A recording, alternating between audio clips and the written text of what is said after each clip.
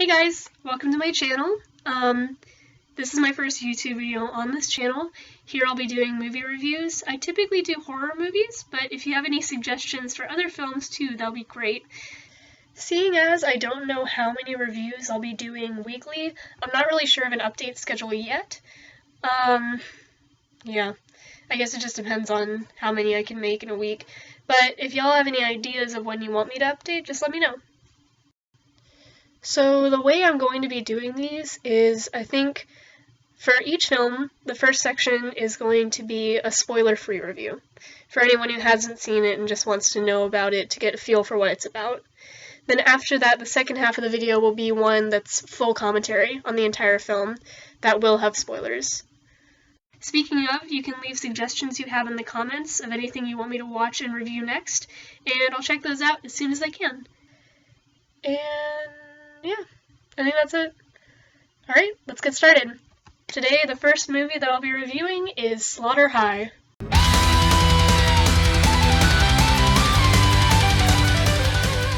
So, Slaughter High, it was made in 1986. It was directed by George Dugdale and Peter Litton. It's about an hour and 35 minutes. I got to watch it all in one take, which was really nice.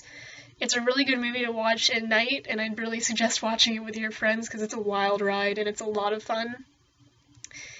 As far as the basic premise goes, it starts off with a bunch of high school students on April Fool's Day, and they're kind of the popular kids. They're known for playing pranks on people, it seems, and they play an April Fool's joke on this other student who's kind of dorky, and it goes horribly wrong. Then it flashes ahead to about 10 years later when they get a mysterious invite to come over for a high school reunion. Nice setup, as you can probably tell. It's a really good way to set up a revenge plot, and that's really what this film is. It's about revenge. It had a lot of motifs from Phantom of the Opera. If any of you are into that, I definitely suggest watching this. I'd say one of the main downfalls of this film is that the characters aren't particularly memorable, and actually, far into the film, I couldn't remember which character was which. Some of them I never even heard their names. But regardless, I'll try and go through the characters for you as we see them in the beginning. Marty is the kid who's bullied, played by Simon Scudamore. Great role. And fun piece of trivia, not fun, is that the actor, Simon Scudamore, shortly after this role, committed suicide. The character we follow most throughout the film, and arguably the protagonist, is Carol Manning. She's played by Carolyn Monroe, and I like this role. She's definitely the pretty girl of the group, and it's nice to see that character actually fleshed out in a film. The other 8 or 9 high schoolers who come back to the reunion are Skip Pollock, Stella, Joe, Frank, Ted, Carl, Nancy, Susan, and Shirley. And this is what my issue with the film is I can't remember any of them. I couldn't put their names to the faces. The only one who I can remember his role was Skip Pollock, because he's kind of the gang leader of the group.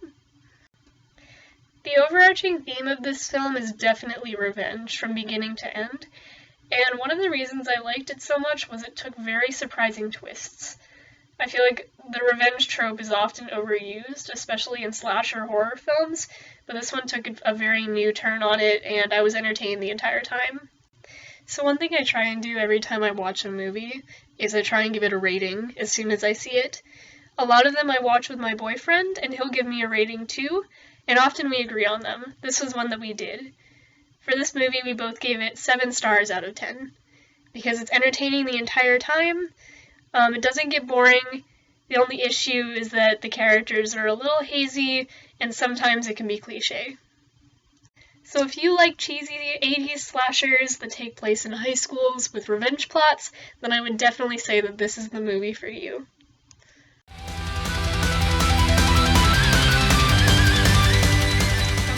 Now on to the entire plot. So the film opens with the popular girl, Carol, in school, and she goes up to the token nerd friend, Marty, and asks him to have sex with her in one of the locker rooms. And he says yes, but once he takes his clothes off, the other 8 students jump out and it's revealed that it's a prank. They're stopped when a coach walks in and they all get detention. So after getting detention, that's not enough for them. 2 of the other students set up firecrackers in the science lab while Marty's still in there, and it goes wrong, knocks a Bunsen burner off the shelf and starts a fire. While Marty's trying to get out of the room, he accidentally knocks a jar of nitric acid off a shelf, and it spills all over him, while the other students watch in horror. So, I liked the opening to the movie a lot, because you don't really know where it's going. Like, I feel like a lot of high school horror movies are really overdone, but this one kept me guessing. So then it skips ahead to about 10 years later, goes to Carol again, and she gets an invitation to a school reunion at the high school. She and the other 8 students get there, and there's no one else there. In fact, the school's shut down. They think about leaving, but then they all decide, hey, it's an abandoned building, so they go inside to get drunk and high. They're there for about 3 hours before things start getting weird. They all start dying, sporadically in really violent ways. First, one of them is impaled on a coat peg. Another one drinks acid, and we get to see a really cool shot where his stomach melts open. Next, one of them is stabbed in the back.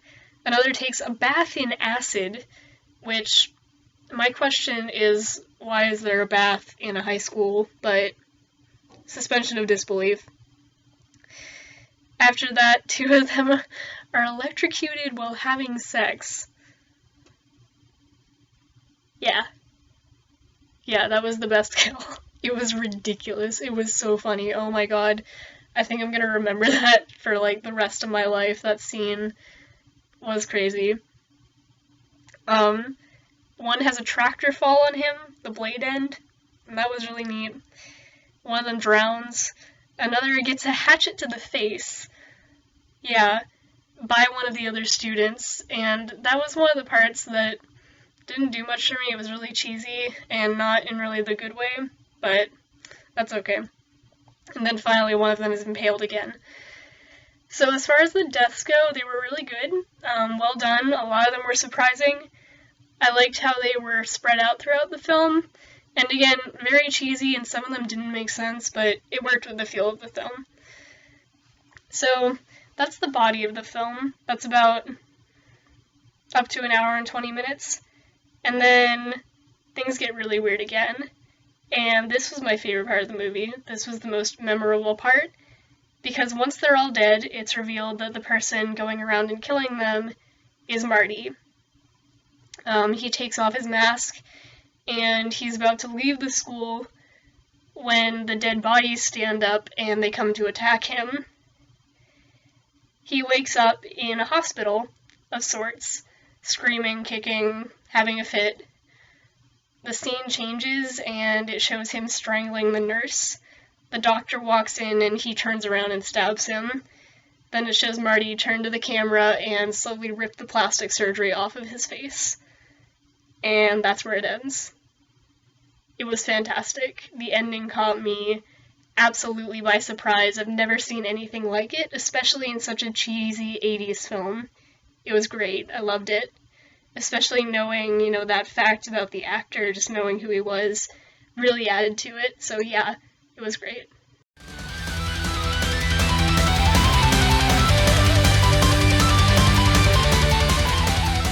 Alright, well that concludes my first movie review on this channel. Thank you so much for watching. I really hope you enjoyed it.